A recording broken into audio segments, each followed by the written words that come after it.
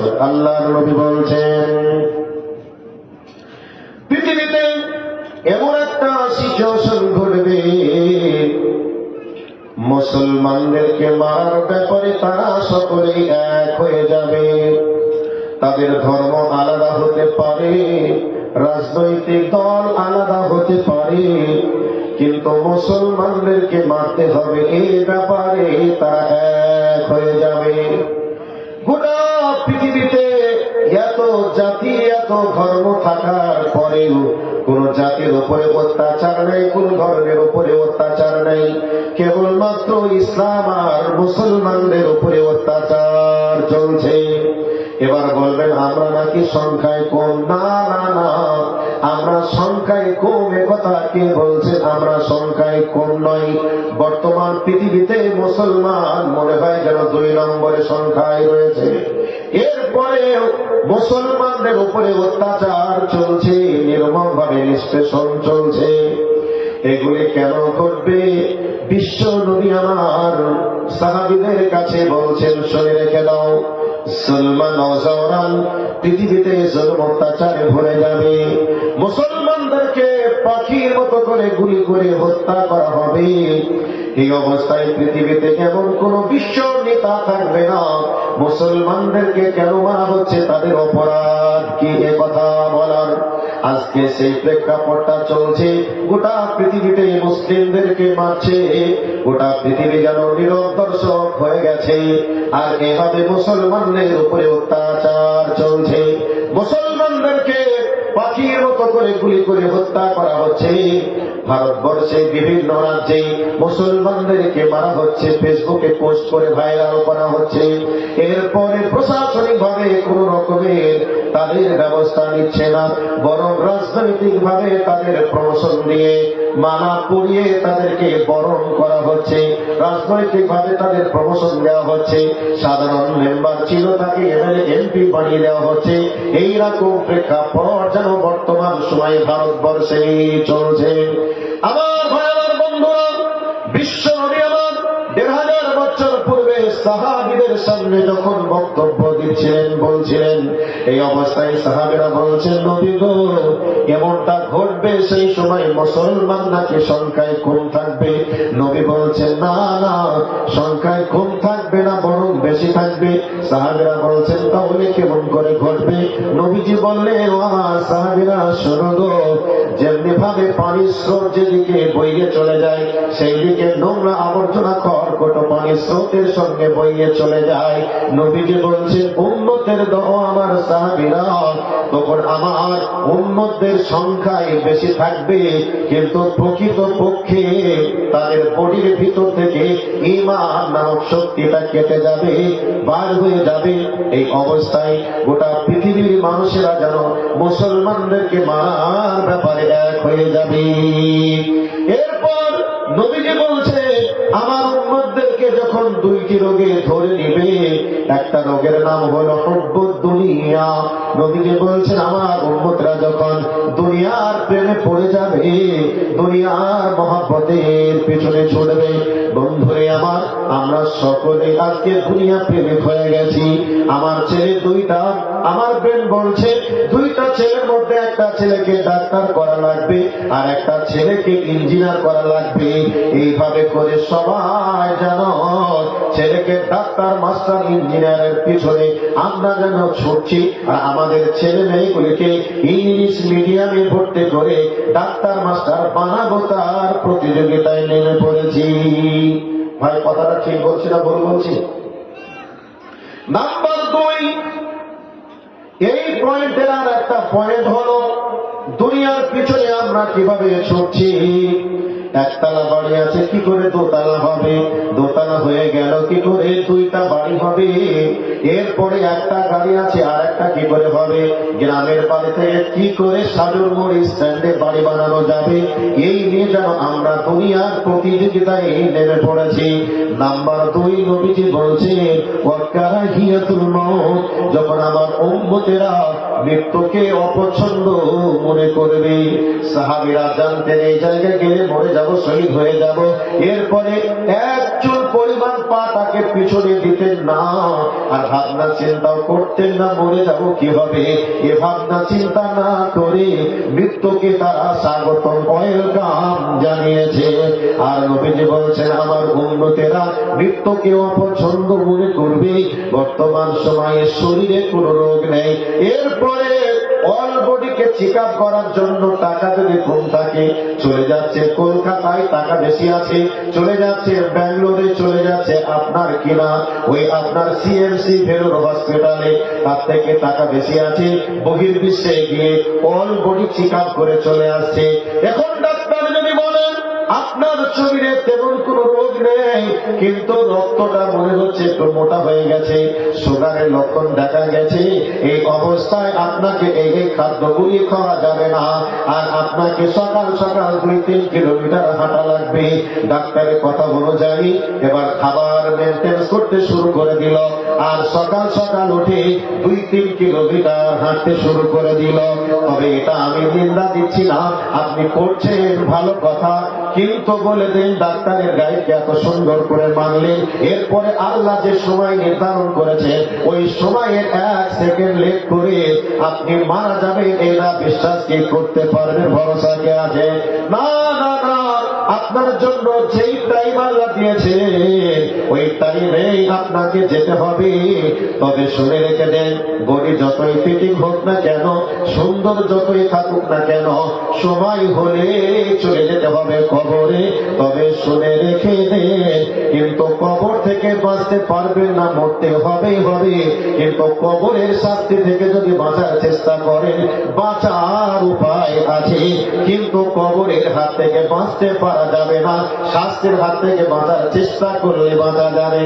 ওই ব্যক্তির বোঝা উচিত ছিল আল্লাহ রাব্বুল আলামিন আমাকে নামাজ পড়ার কথা বলেছে, ফজরের আগে আগে উঠে পরে পরে উঠেই যেমন হাঁটতে চলে গেলাম, ওই টাইমে যদি মসজিদে জামাতে চলে যেতাম, আর আল্লাহ হারাম খেতে মুখে লাগাতে নিষেধ করেছে, হারাম গুলাকে যদি বাঁচতে পারতাম তাহলে কতই না ভালো হতো। কিন্তু উম্মতের দল তা না করে চলছে অন্য লাইনে। নবীজি বলছেন, যখন এই দুটি রোগ দেখা দেবে রে, তখন আমার উম্মতদেরকে মারবে, কাটবে, পিস পিস বানিয়ে দিবে। এবার আপনারা বলবেন, মৌলানা সাহেব এই জায়গা থেকে ফিরে আসার কি কোনো পথ আছে? আমি বলবো যে আছে। এবার কোরআনের আয়াতটা বলে দিচ্ছি, বক্তব্য শর্টে দিচ্ছি। আল্লাহ রাব্বুল আলামিন বলছেন সূরা নূরের 55 নম্বর আয়াতে, ওয়াদাল্লাহুল্লাযীনা আমানু মিনকুম ওয়া আমিলুস সালিহাতি লা ইস্তাখলিফান্নাহুম ফিল আরদি।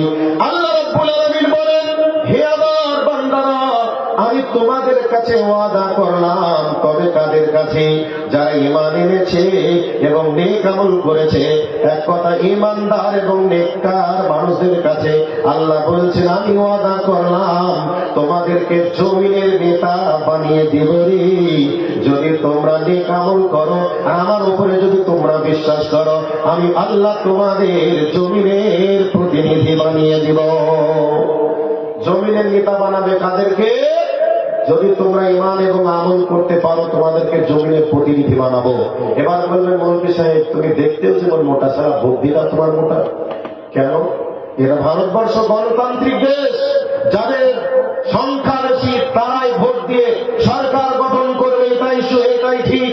কিন্তু তুমি যে বলছো মুসলিমদেরকে ঈমান এবং আমল করলে নেতৃত্ব চেয়ার দেবে, কথা বলছো, কিন্তু আসলে কি ঠিক? শুনে রেখে দেন, এর নাম ভারতবর্ষ।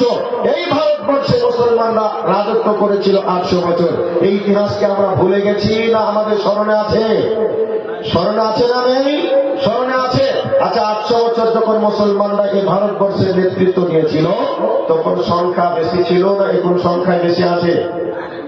আওয়াজ দেন না ভাই, তখন বেশি ছিল না এখন বেশি আছে? এখন বেশি আছে। তো কম থাকার পরে যে আল্লাহ মুসলমানদেরকে 800 বছরের ক্ষমতায় বসাতে পেরেছিলেন, গোটা পৃথিবীর অর্ধেক পৃথিবীতে মুসলমানরা শাসন করেছিল। তবে সেই আল্লাহ 2026 সালে এসে হয়তোবা ক্ষমতা কমে গেছে না ক্ষমতা তাই আছে? আল্লাহর ক্ষমতা কমেছে না তাই আছে? আল্লাহর ক্ষমতা তাই আছে। তো সেই আল্লাহ তখন বসাতে পেরেছিলেন, এখন বসাতে পারবেন না? মনে হয় পারবেন না? আল্লাহ পারবেন, এই কথা আল্লাহ বলছেন। তবে শর্ত হলো ঈমান এবং আমল শুরু করে দাও, তাহলে তোমাদেরকে জমিনের মালিক বানাবো, এর দায়িত্বটা আমার। আল্লাহ বলছেন। একটা আয়াত দিলাম, এবার বলবেন এই ধর্মের সমস্যা মিটবে কি করে? এবার চলে আসুন তারপর উদ্দেশ্য বলবো। আল্লাহ রাব্বুল আলামিন বলছেন, فَلْيَعْبُدُوا رَبَّ هَذَا الْبَيْتِ الَّذِي أَطْعَمَهُم مِّن جُوعٍ وَآمَنَهُم مِّن خَوْفٍ। আয়াতটা অবতীর্ণ হয়েছে কাবাকে কেন্দ্র করে। তো কাবা ঘরের মালিকও যেমন আল্লাহ, গোটা পৃথিবীর মসজিদের মালিকও আল্লাহ। সে আল্লাহ বলছেন, ফালিয়াবুদু রাব্ব হাযাল বাইত, এই ঘরে ঢুকে যাও মানে মসজিদে ঢুকে যাও, আর মসজিদের যিনি আল্লাহ সেই আল্লাহর ইবাদত করো। এবার বলবেন ইবাদত করবো তা কিভাবে? আল্লাহ বলছেন, আল্লাযী আত'আমাহুম মিন জু'। আল্লাহ পাক বলছেন, বান্দারে তোমাদের যদি ক্ষুধা লাগে আমি আল্লাহ খেতে দিব। বর্তমানে ভারতবর্ষের সরকার বলছে মুসলমানদের নাগরিককে বাতিল করব, রেশনকে বাতিল করে দিব। তবে নাগরিক যদি কেড়ে নেয় আর রেশন যদি বন্ধ করে দেয়, আর আল্লাহ যদি বলে আমি খেতে দিব, তাহলে আমাদের রেশনের কি কোনো প্রয়োজন আছে? নেই। নাম্বার 3, আল্লাহ বলছেন, ওয়া আমানাহুম মিন খাউফ। তোমাদেরকে যখন মারব কাঁদবো বলে হুমকি দিবে, ভীত সন্ত্রস্ত করে তুলবে, আমি আল্লাহ ওই অবস্থায় তোমাদেরকে নিরাপত্তা দেব। ভারতবর্ষের সব প্রশাসন যদি লেগে যায়, ভারতবর্ষের সব জনগণ যদি লেগেও যায়, আর আল্লাহ যদি মনে করে আমি নিরাপত্তা দিব, তাহলে বলুন তো একটা লোককে কি ছিঁড়তে পারবে? আপনাদের মনে হয় ভয় লাগছে কথা শুনে, আর না হয় কথা শুনতে ভালো লাগছে না। বলতে চাচ্ছি, আল্লাহর ঘর মসজিদে ঢুকে যাও, আল্লাহ বলছেন ঢুকে যাও, আর মসজিদে রবের ইবাদত করো। তোমাদের ক্ষুধা লাগলে আমি খেতে দিব, ভীতু সন্ত্রস্ত করে তুললে মারবো কাটবো হুমকি দিবে, আমি আল্লাহ তোমাদেরকে নিরাপত্তা দিব। এই আয়াতের প্রতি যদি আমাদের অকট্ট বিশ্বাস থাকে, এই ভারতবর্ষের উত্তপ্ত পরিস্থিতি থেকে বাঁচার জন্য একটাই সলিউশন, একটাই পথ, সেই পথটার নাম হচ্ছে আল্লাহর ঘর মসজিদ। এছাড়া বিকল্প কোনো বুদ্ধি নেই। আর বিকল্প বুদ্ধি খেতে খাটাতে গেছি বলেই লাত আর জুতা আমাদের উপরে আসছে। কাজেই আমরা ফিরে যাব আল্লাহর কোরআন এবং নবীর হাদিসের দিকে যদি আমরা বাঁচতে চাই। আর এক শ্রেণীর মানুষ বলবে ধর্মই শেষ করে দিল, ধর্মই শেষ করে দিল। একথা সত্য, তুমি ধর্ম থেকে দূরে চলে যাওয়ার কারণেই তোমাকে শেষ করেছে। তুমি ধর্মেই ফিরে আসো, তোমাকে সেই আরশের মালিক আল্লাহ তোমাকে সিকিউরিটি দেওয়ার দায়িত্ব তিনি নিয়েছেন। একথা আল্লাহর কোরআন বলছে। সম্মানিত উপস্থিতি, অসংখ্য কোরআনের আয়াত নবীর হাদিস দিয়ে বাস্তব বিষয়কে একবারে সমাধান করা যাবে। একটাই পথ, আল্লাহর ঘর মসজিদ। কাজেই আমরা একটু ফিরে আসি আল্লাহর দিকে। এখন আমি বলবো, আজকের জলসা হচ্ছে মসজিদের উন্নতি কল্পে। এই সমাজটা কত ঘরের আমি জানি না, মোটামুটি 100 ঘর না হলে এখনকার সময়ে একটা সমাজ হচ্ছে না। তো 100 ঘর সমাজ, 100 ঘর মানুষ, আমরা 100টা বাড়ি বানিয়েছি। তো 100 জন মিলে একটা যখন আল্লাহর ঘর মসজিদ বানাতে চাই, তখন আমরা অপারক হয়ে যাই। তখন লোকের কাছে ভিক্ষা করা লাগে। আর মসজিদ কমিটি যারা থাকে তারা নাকি কি বিপদে পড়েছে, মানুষের কাছে যাবে, মানুষ বলবে এখন নয় তখন, আজ নয় কাল। কিন্তু আল্লাহ কিয়ামতে যদি জিজ্ঞাসা করে, তোমার বাড়িটা তুমি 20 লক্ষ 10 লক্ষ টাকা খরচ করে বানিয়েছিলে, আর 100 ঘর মানুষ মিলে মসজিদ আমার ঘরটাকে বানাতে গিয়ে অপারক হয়েছিলে, এই পরীক্ষা যদি আল্লাহ চাই বিপদে পড়ে যাব কি যাব না? যাব। কাজেই আমি এবার একটা হাদিস শোনাচ্ছি। আল্লাহ নবী বলছেন, তোমরা আল্লাহর ঘর মসজিদটা বানাও, আল্লাহ তোমাদের জন্য জান্নাতের ঘর বানাবেন। আমি আমার বাড়িটা বানিয়েছি, আপনি আপনার বাড়ি বানিয়েছেন 10 লক্ষ 20 লক্ষ 1 কোটি 2 কোটি খরচ করে। এই ঘর বানিয়ে জান্নাতে ঘর বানানো হবে, একথা আল্লাহ বলেন নাই, নবীজিও বলেন নাই। এরপরে আমরা লক্ষ লক্ষ টাকা খরচ করে আমরা আমাদের থাকার জন্য বাড়িটা বানিয়েছি। তবে অস্থায়ী বাড়ি, কিন্তু স্থায়ী বাড়ি আমরা যে পাবো, সেই বাড়িটা বানানোর জন্য পৃথিবীর শ্রেষ্ঠ মানুষ সার্টিফিকেট দিচ্ছেন, তোমরা আল্লাহর ঘর মসজিদ বানাও। স্বয়ং আল্লাহ তোমাদের জন্য ঘর বানাবে, হীরেমতি মুক্তা দিয়ে তৈরি করবেন। সেই ঘরের মালিক আমরা কে কে হতে চাই একটু দেখব।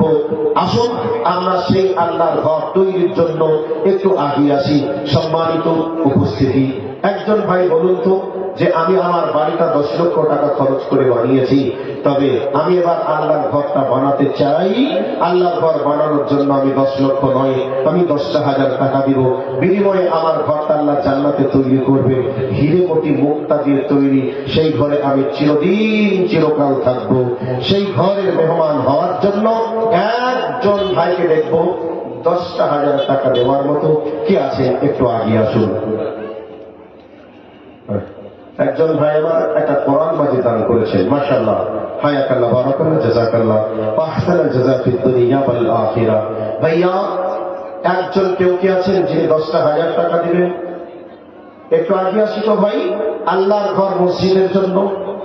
আমাদের কপাল কিন্তু এই জায়গাতেই নষ্ট হয়ে গেছে।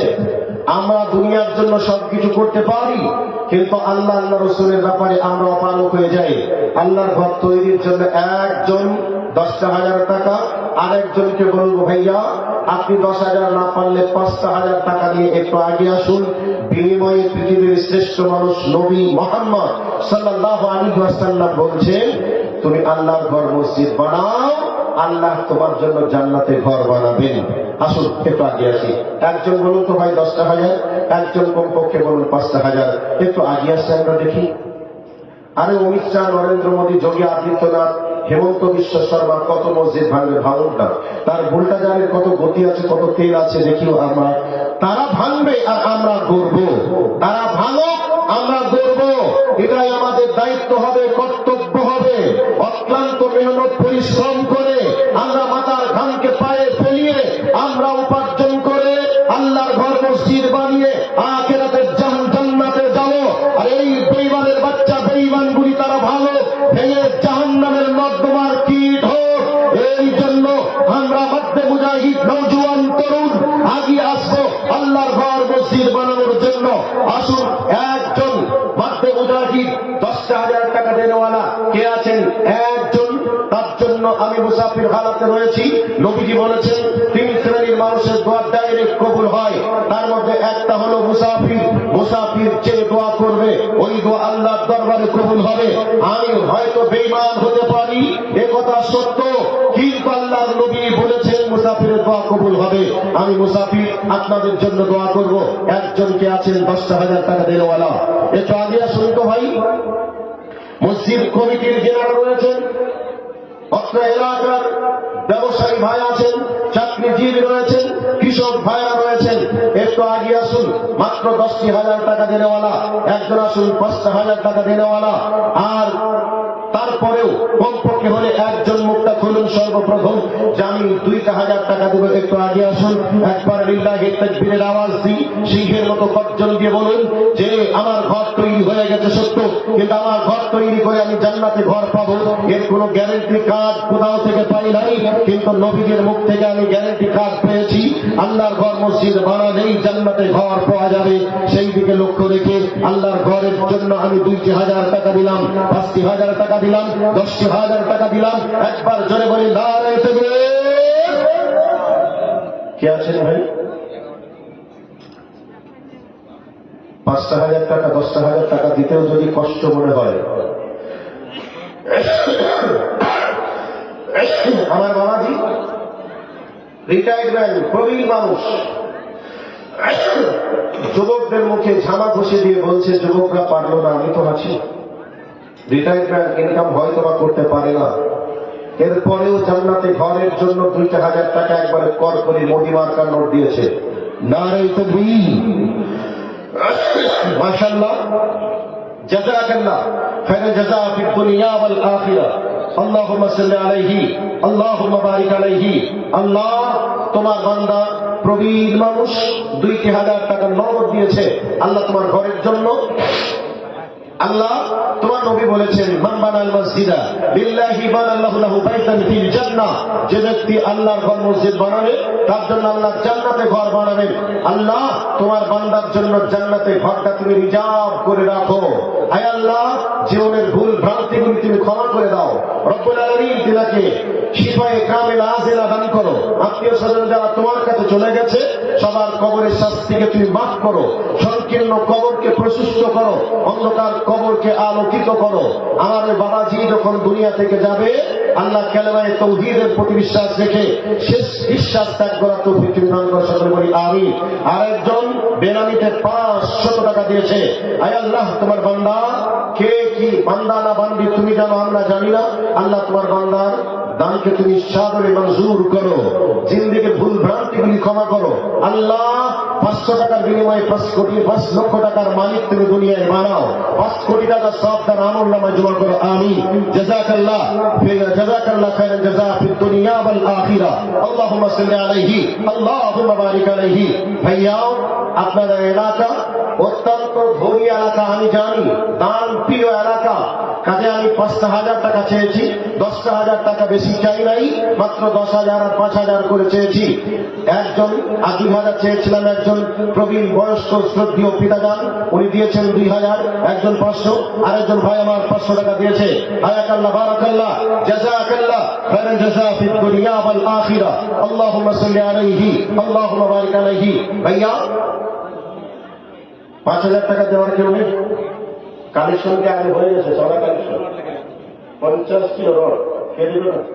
আপনি কিলো আচ্ছা, বেনামিতে একজন 50 কিলো রড, এটা কি 1 কুইন্টাল করা যাবে না?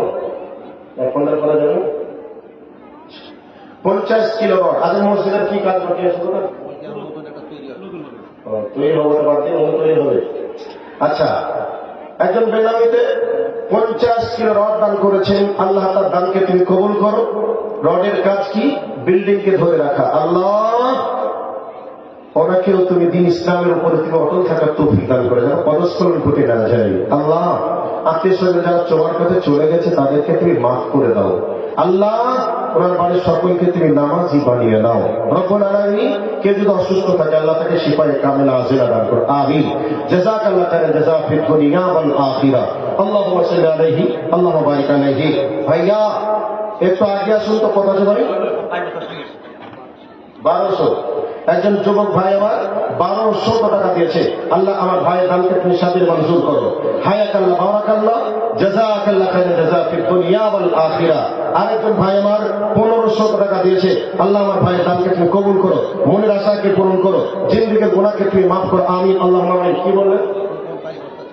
টুকন ভাই 5 বস্তা সিমেন্ট দিয়েছেন। আল্লাহ, তোমার বান্দা দানকে তুমি কবুল করো। আরেকজন ভাই বেনামিতে 1000 টাকা দিয়েছে। আল্লাহ, তোমার বান্দা দানকে তুমি সাদরে মঞ্জুর করো, মনের আশাকে পূরণ করো। 1000 টাকা দিতে এসে চিন্তা ভাবনা করলে 200 টাকা রেখেই বা কি করবো? দিয়ে দিয়ে আল্লাহর ঘরে যদি জান্নাতে ঘরটা পেয়ে যায়, এ নিয়ে 100% পাবেন ইনশাআল্লাহ। একজন বাবাজি আমার 1200 টাকা দিয়েছে। আল্লাহ তার দানকে কবুল করে নাও। কিনা ভাই? বেনামির নামটা তুমি লিখে দাও, তাহলে সে কি করে পাবে বলো? একজন 1000 টাকা বেনামি, আর একজন বেনামি ভাই আমার 500 টাকা আর 5 বস্তা সিমেন্ট। ওখানে নামটা চুপ করে লিখে দাও, আমাকে বলতে হবে ওখানে লিখে দাও, আমি খুঁজে পারবে। আয় আল্লাহ, তোমার বান্দা কেউ 500 টাকা, কেউ 5 বস্তা সিমেন্ট, কেউ 1 quintal, 50 KG cement, 50 KG rod, কেউ 10 বস্তা সিমেন্ট, এই করে করে আল্লাহ তোমার বান্দা যে যা দিয়েছে আল্লাহ তোমার বান্দাদের দানকে তুমি কবুল করে নাও। মনে যত নেক নিয়াত আছে আল্লাহ তুমি পূরণ করে দাও। জিন্দেগির পাপগুলিকে তুমি মাফ করে দাও। আত্মীয় স্বজন যারা চলে গেছে কবরে আল্লাহ সবার কবরে শাস্তিকে তুমি মাফ করে দাও, আমিন। আল্লাহু আমিন। ভাই তো আসুন ভাই। বেনামি তার একজন ভাই আমার 500 টাকা। আল্লাহ, বেনামি দানকে তুমি কবুল করে নাও, জিন্দেগির গুনাহকে তুমি মাফ করে দাও, মনের আশাকে পূরণ করে দাও, আমিন। আল্লাহুম্মা আমিন। ভাই 5,000 না পারলে তো 500 পারবেন, 10,000 না পারলে তো 1,000 পারবেন। একটু আগে আসুন, আল্লাহর হস্তে মেহরবানি করে একটু আগে আসুন। আমার মা ও বোনেরা যারা আছেন, আপনারা কিছু না কিছু আপনারা পাঠান। 500, 1,000, 200, 300, 100 করে 50, 20 যা আছে একটু আল্লাহর হস্তে পাঠিয়ে দেন। আমার টাইম তো প্রায় শেষের দিকে এসে গেল, আর আগে থেকে সিগন্যাল আসছে।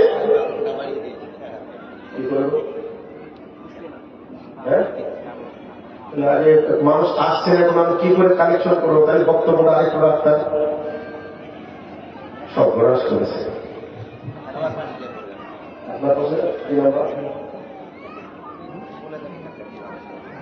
ও মুসলিম আপনি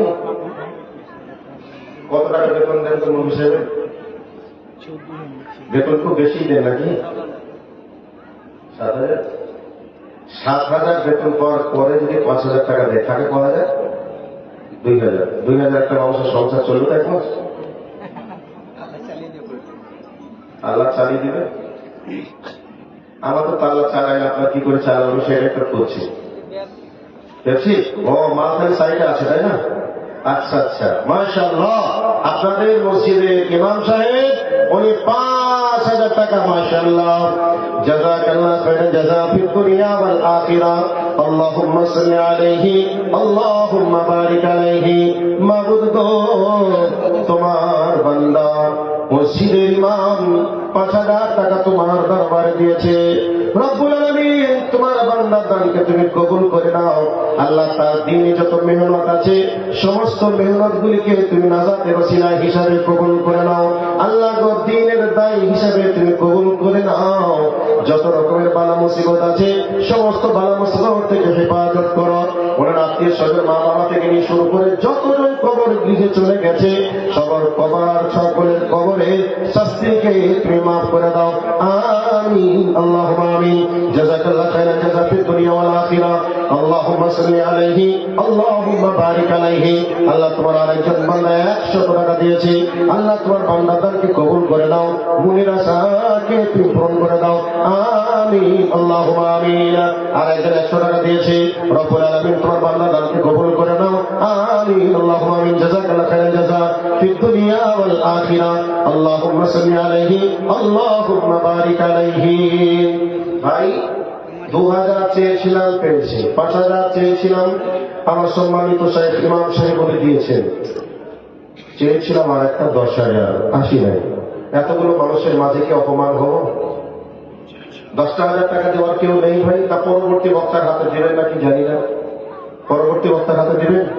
আমার কথা হয়তো আপনাদের ভালো লাগেনি বা ভালো লাগছে না, এই জন্য রাগ করলেন নাকি আমার উপরে? দেবেন না কেউ? 10,000 টাকা কে আছেন? একজন আসুন তো ভাই, একজন। 10,000 টাকা, তার জন্য প্রাণ খুলে দোয়া করুন। ভাইয়া যারা বসে আছেন, কেউ ফাঁকি দিয়ে নিজেকে বঞ্চিত করিয়েন না। আল্লাহর ঘর মসজিদ তৈরি হচ্ছে, নতুন মসজিদ। ওই মসজিদ থাকবে কিয়ামত পর্যন্ত। আমি আপনি চলে যাব।